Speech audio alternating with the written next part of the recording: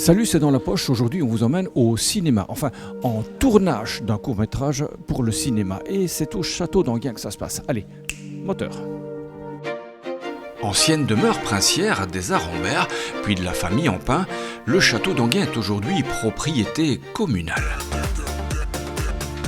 Bien connu pour le festival La Zémo et les Nuits Lumineuses, Enghien c'est aussi à l'occasion une scène de théâtre et un décor de cinéma. On se souvient d'un long métrage de Rupert Everett qui s'appelait The Happy Prince, qui a été tourné dans le château. Puis il y a aussi un tournage qu'on a soutenu, un court métrage qui a été tourné dans la cave d'une tour dans le parc du château. Et aujourd'hui, c'est Olga, un court métrage de la réalisatrice Sarah Jabert qui débarque dans le grand hall du château.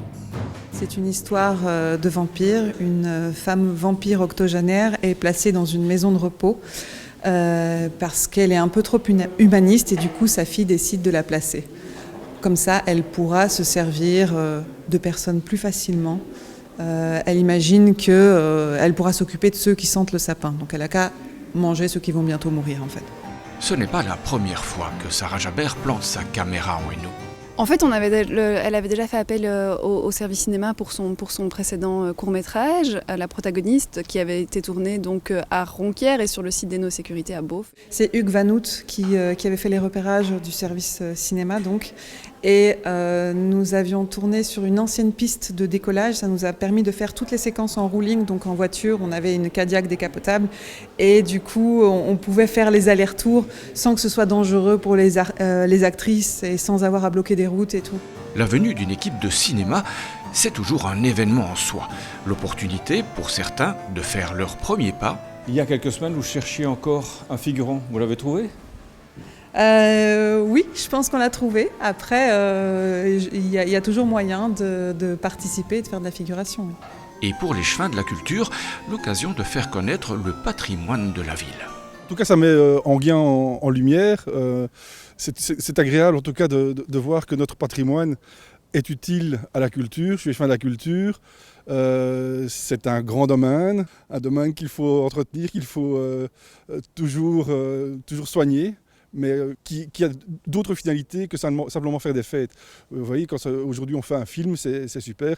Il peut servir aussi pour faire des séminaires. Et, enfin voilà, ça lui donne une autre vie.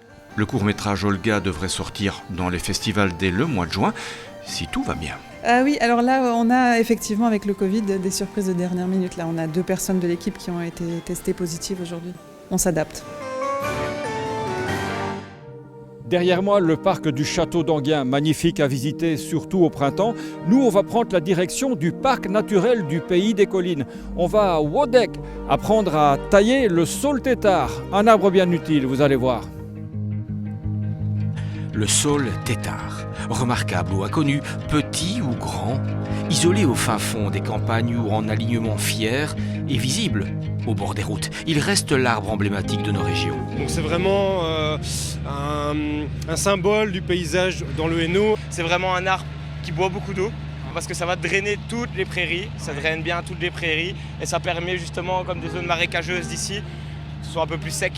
Un symbole que l'on a eu tendance à ignorer ces dernières années. Alors en Hainaut, on a décidé de le réhabiliter. Les 3 parcs naturels du Hainaut s'unissent autour du projet Hainaut, saule tétard, dont l'objectif est sa sauvegarde, comme ici à Wodek, dans l'entité d'Elzel. Ici, on a 3 produits qui sont issus des saules qui sont restaurés. On a déjà les perches qui vont être plantées.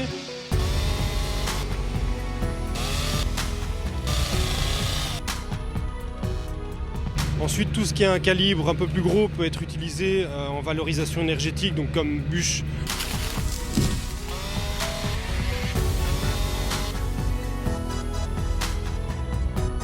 Mais également comme plaquette. Donc ça va être un des axes de recherche sur les produits du saule tétard. Et puis on a également le broyat qui peut permettre par exemple d'amender les sols ou simplement comme paillage dans les parterres au pied des... Il faut toujours tailler le tronc à manière à ce que la pluie soit évacuée pour pas que l'eau stagne. Donc vers l'extérieur, au plus près du tronc.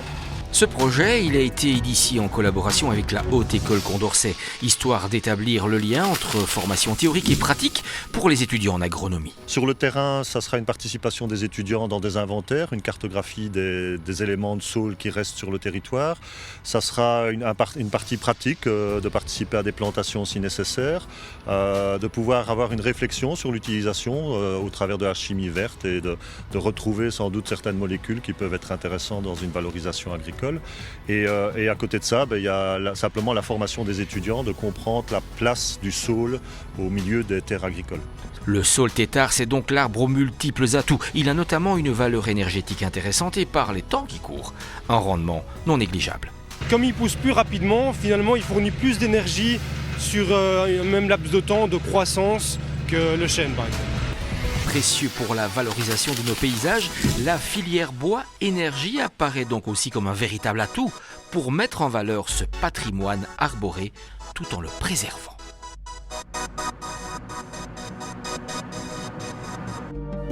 Ce sanglier, ça vous rappelle rien ? Astérix et Obélix, le temps des Romains. Justement, je vous emmène maintenant à l'espace gallo-romain. On va apprendre à faire de la bière par Toutatis.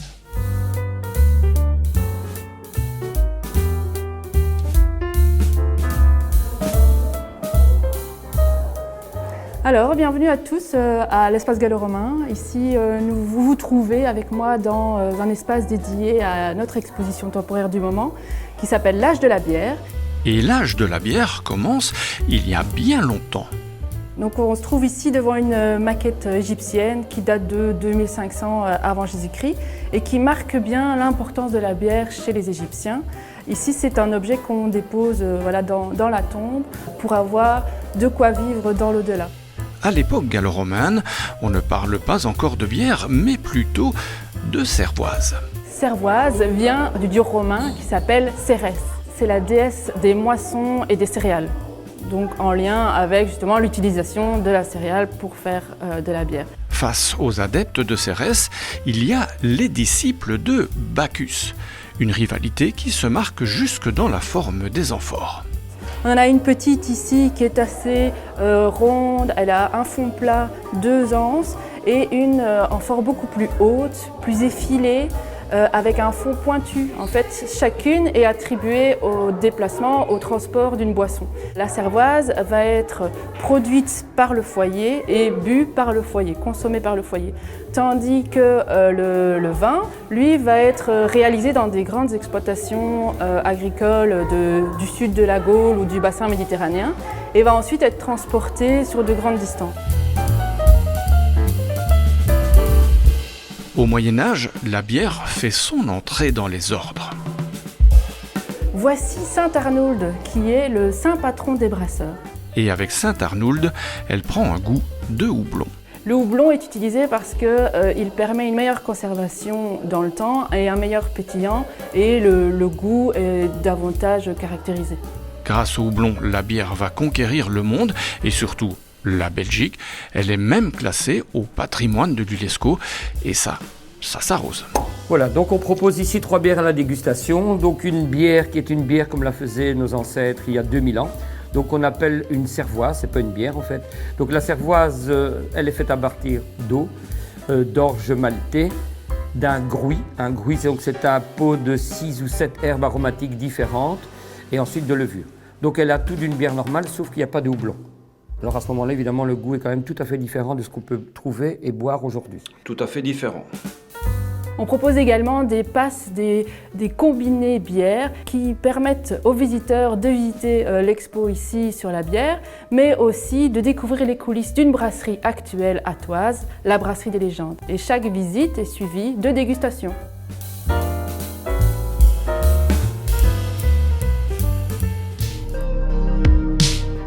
Voilà, c'est dans la poche, c'est terminé. On se retrouve la semaine prochaine et n'oubliez pas de prendre votre potion magique. Ciao!